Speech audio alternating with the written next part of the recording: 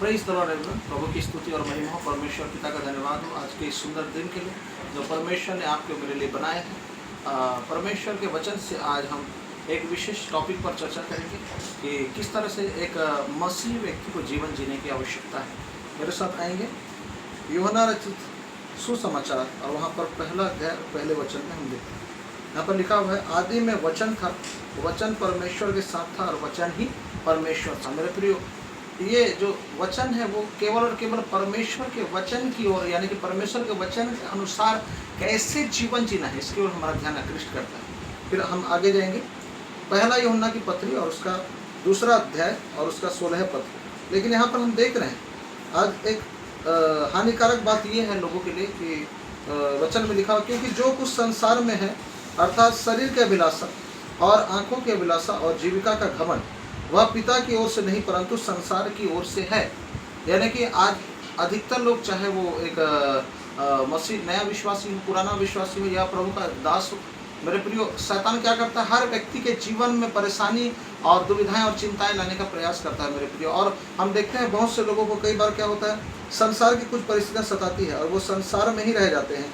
और फिर हम देखते हैं कुछ लोग ऐसे व्यक्ति को वो चुनता है जो कमज़ोर हैं या दुर्बल हैं उस क्षेत्र में, जिस क्षेत्र में उनको दुर्बल दिखता है वहाँ पर वो अटैक करता है मेरे प्रियो।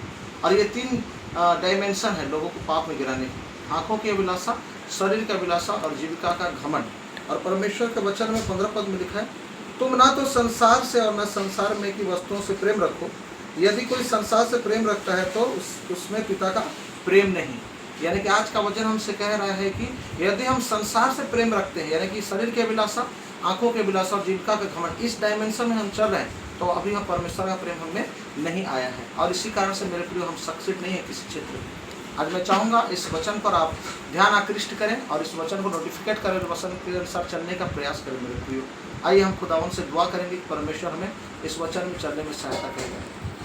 धन्यवाद स्वर्गीय पिता, तेरी स्तुति और महिमा। परमेश्वर पिता तेरा धन्यवाद हो प्यारे प्रभु, आज के जीवित वचन से आपने बातचीत किया प्यारे प्रभु। आपने स्पष्ट रीति से कहा कि हाँ मेरे प्रभु, चाहे एक पासवान हो, चाहे एक नया विश्वासी या कोई पिता परमेश्वर कर्मचारी, बिजनेसमैन स्वर्गीय पिता, या नौकरी करने वाला पिता परमेश्वर, या स्टूडेंट हो, उन सबों को स्वर्गीय पिता परमेश्वर इन 3 चीज़ों से बच के रहने की आवश्यकता है जो परमेश्वर के वचन के विरुद्ध में, और केवल वचन को प्राथमिकता देना हमें सिखाए।